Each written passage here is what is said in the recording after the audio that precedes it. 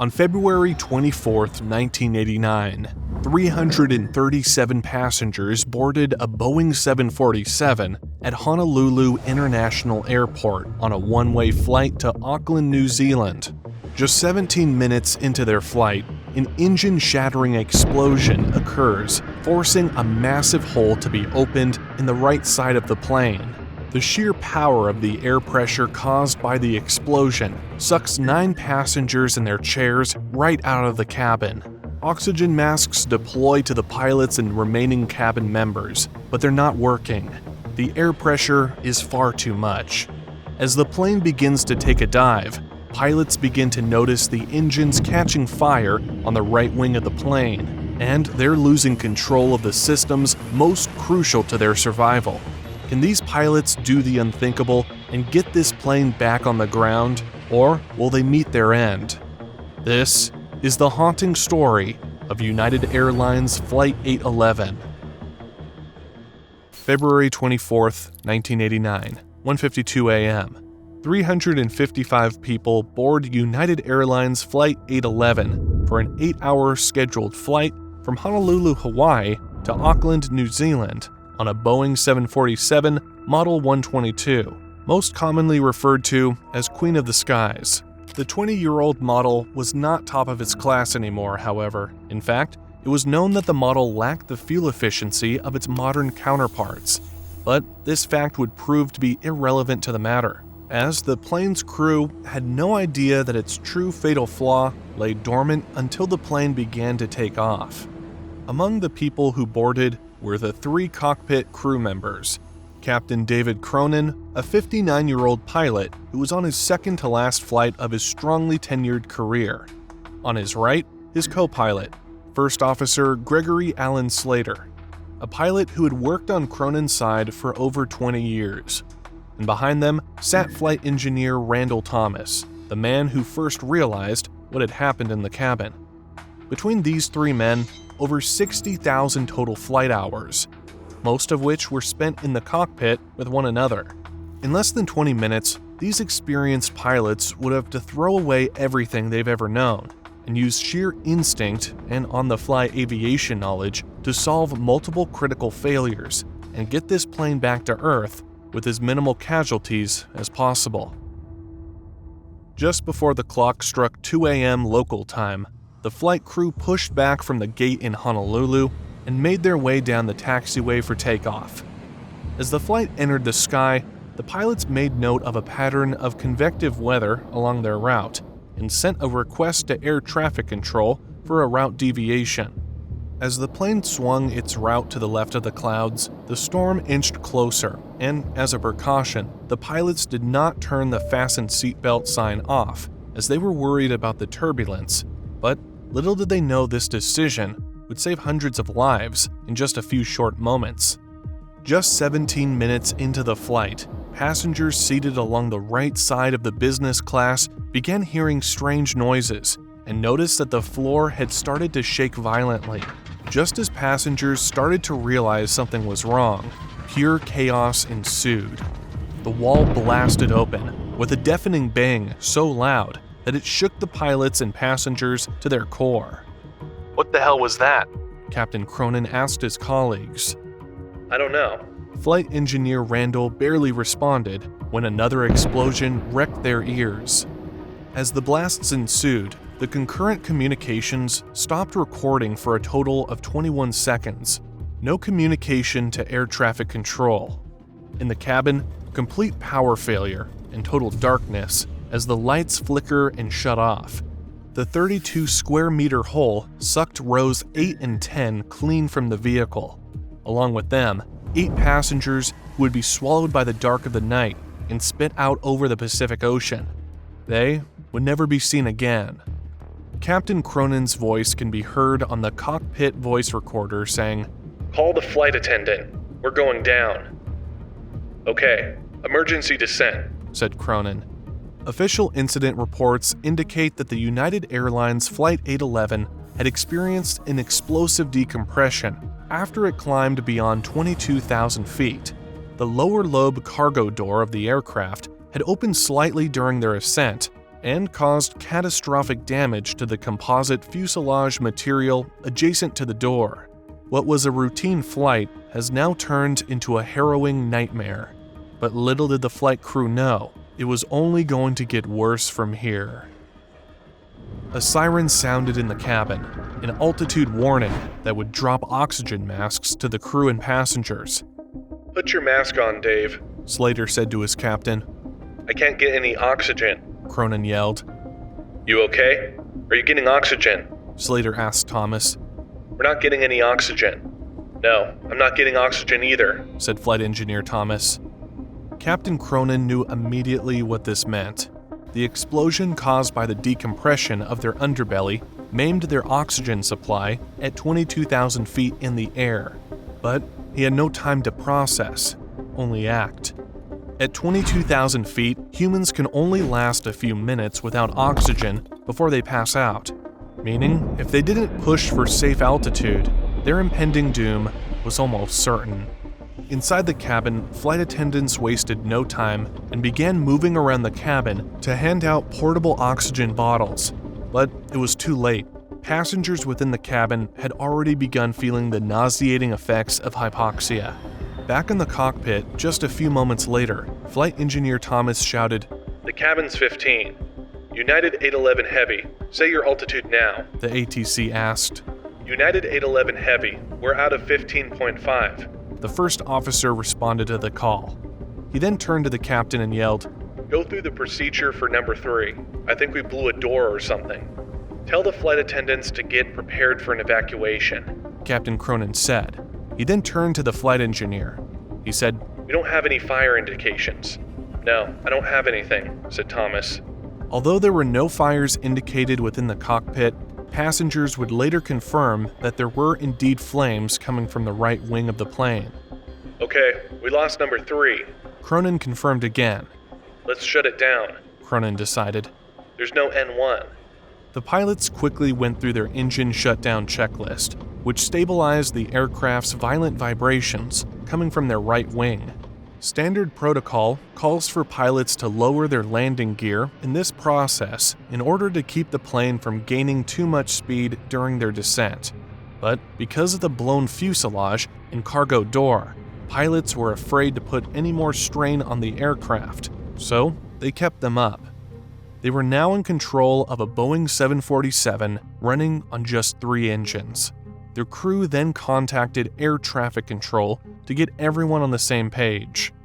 "Center, United 811 Heavy. We're going to level at 9,000 here while we assess our problem. And, we're coming back direct Honolulu," Slater said on the radio. "United 811 Heavy, roger. Keep the center advised." The controller responded. "I think we lost it's like the leading edge on number," Slater said. "We might have some damage out there." Cronin interjected. But what they didn't know was this was only the beginning of their engine troubles. After the shutdown of Engine 3 was successful, pilots began to realize that this was not their only existing problem. Engine number 4, the furthest outer engine on the right wing, had also been badly damaged from the explosion. It was still functioning, but not well. With the plane still being over 100 kilometers away from Honolulu, the flight faced even slimmer margins for survival, with nearly no power coming from a single engine on their right wing. Matters were made worse due to the sheer magnitude of the aircraft. Weighing in at roughly 300 tons, the aircraft's 2 fully functional engines couldn't possibly put out enough power to keep the aircraft in the sky. The crew's problem was no longer too high of an altitude, but too low and far too heavy. "We got 180 pounds of fuel," the flight engineer advised. Cronin, however, turned his focus on flying the plane. "We got a control problem here," he said.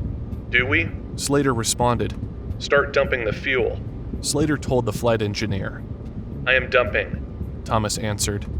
If the pilots were lucky, they would be able to dump the fuel fast enough that they could stretch their descent till they touched down back in Honolulu. But right when the pilots started to put out one fire, another one sparked. We got a problem with the number 4 engine," said Cronin. "Yeah, number 4 looks like it was out too." Thomas agreed. Engine 4 began spitting massive flames beyond the engine, and the crew had no choice but to begin shutdown protocol on the last engine on their right wing. "We got a fire on the right side," Cronin said, reacting to a fire alarm that had gone off in the cockpit while the flight engineer was away. "We're on 2 engines now." The plane's full force was now coming from its left side, which forced the plane to veer right. "We've got a hell of a control problem here." Cronin said once again. "I've got almost full rudder on this thing. You dumping as quick as you can?" Slater asked Thomas. "I'm dumping everything," Thomas said. In order to gain any sort of control, Captain Cronin began stomping on the left rudder with as much force as he could. This attempt to keep the aircraft flying straight would create immense drag and cause the airplane to begin descending even faster than before. Pilots were left with a serious decision to make. Because they were using only 2 engines, they reverted back to their takeoff thrust to keep themselves afloat. This mechanic should only be used for a very short period of time, as it damages the engines if not properly used. If they turn it off, the 747 would lose speed rapidly, forcing the plane to dive even faster and crash land in the ocean, a scenario that would result in almost no survivors.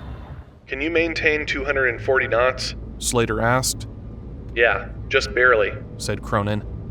"Yeah, but we're losing altitude." Slater continued. "I know it. Said Cronin. We're down to 670,000 now." Thomas said, referring to their gross weight. "We're dumping 5,000 pounds a minute." While Cronin and Slater continued to pilot the plane, Thomas went downstairs to figure out what had happened. When he reached the bottom of the stairs, nothing could have prepared him for what he saw. The gaping hole in the fuselage that opened up to a pitch-black abyss over the Pacific, and a right wing that sputtered and spit fire as the plane descended. He bolted back up the steps to the cockpit to inform the flight crew of his discovery. "Okay, it looks like we got a bomb that went off on the right side," Cronin said, trying to summarize the situation.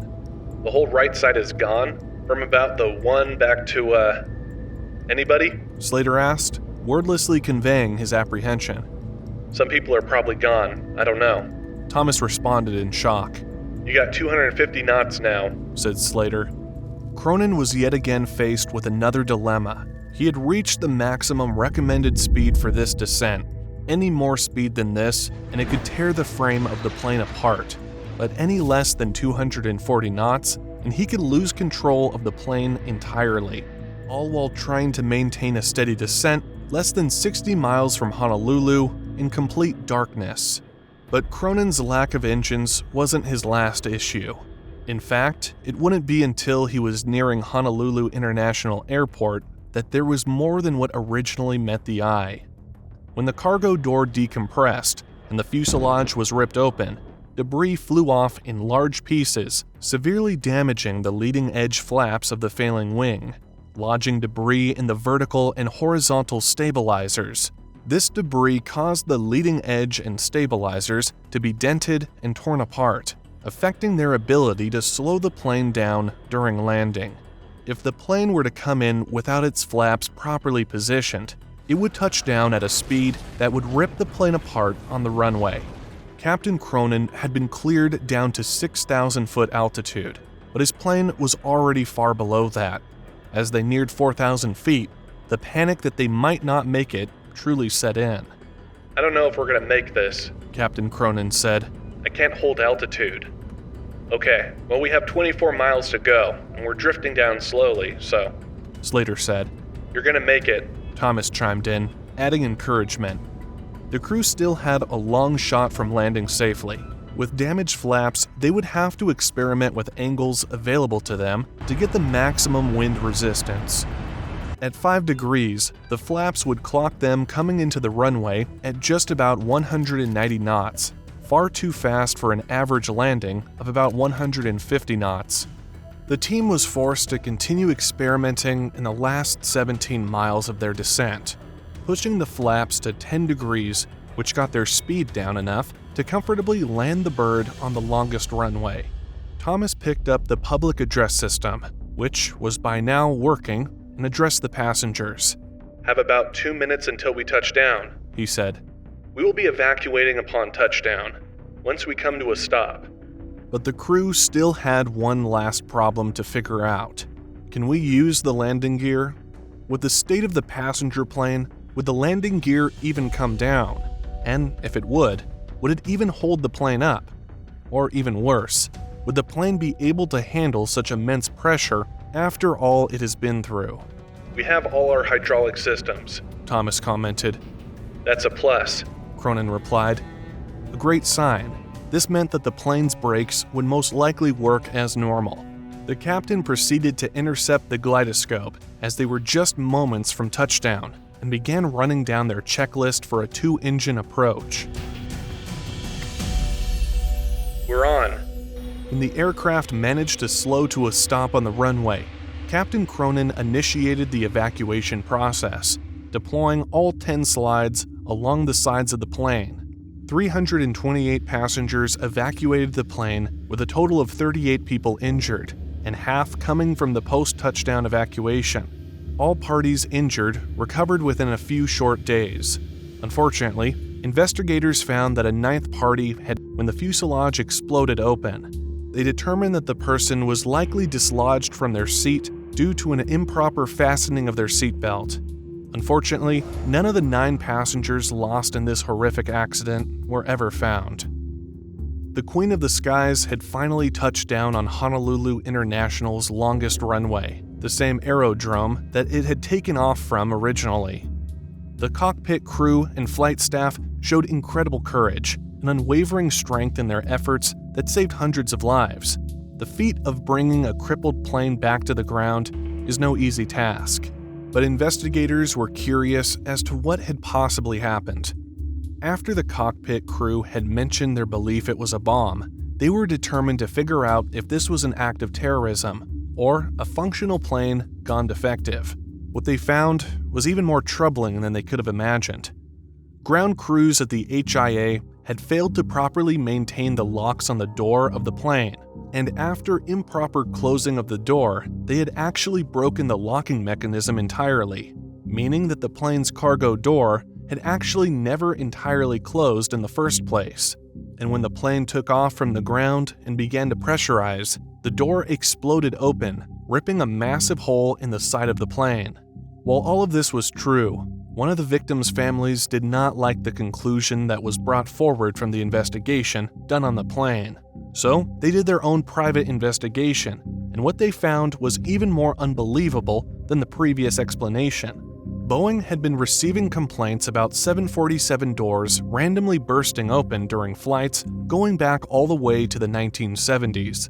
This can be seen as close as 2 short years before this flight ever occurred. Pan Am Flight 125 was a Boeing 747 that took off from London Heathrow and had to immediately return due to the cargo door unlatching during its ascent. The private investigation further proved that the door's failure to lock was not at all ground crew mishandling, but actually failed electrical wiring inside the locking mechanism.